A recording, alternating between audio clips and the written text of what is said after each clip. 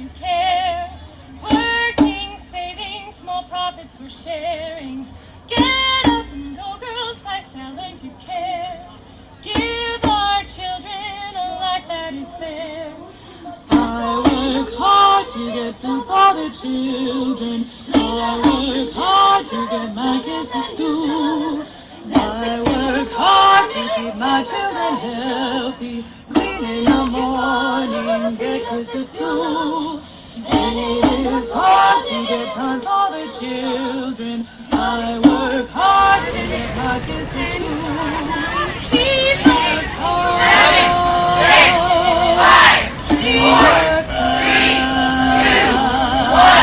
2, 1. Stand up. Stand up against poverty.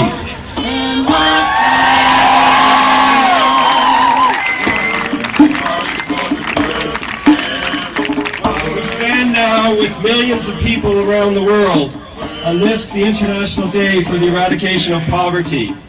We stand to show our commitment to the fight against poverty and inequality.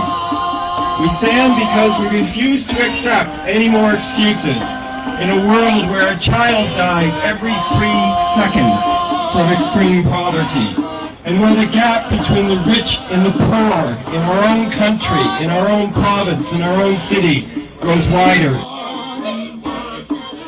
We will stand up and speak out against poverty. We will continue the fight against poverty and inequality and to hold our leaders accountable to their promises. We ask not for charity, but for justice. We are millions of voices standing in solidarity to say, put an end to excuses, make poverty history now.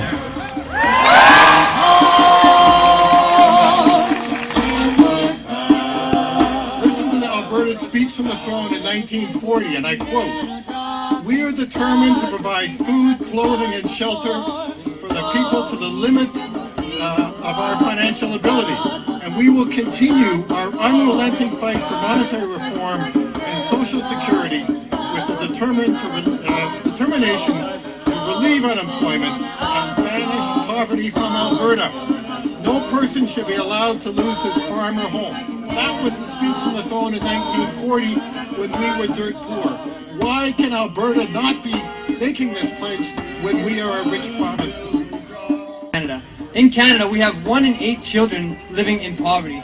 That doesn't make sense. And actually 1 in 4 kids live in poverty who are in Aboriginal communities. We need to do something about that, and we can't do it just to make ourselves feel good anymore. We have to be intelligent about it, and we need to have a strategy, and that's what Make Poverty History does. I don't know how we can expect developing countries to be improving their practices, to be more sustainable, to focus on the impact they're making on their own environment when we're not doing the same thing. Development, a lot of times, has the misnomer considering making them more like us. The problem is, if everybody lived the way that we do, we don't have enough planets to support that. We don't have enough resources to support that. We know that we can get it.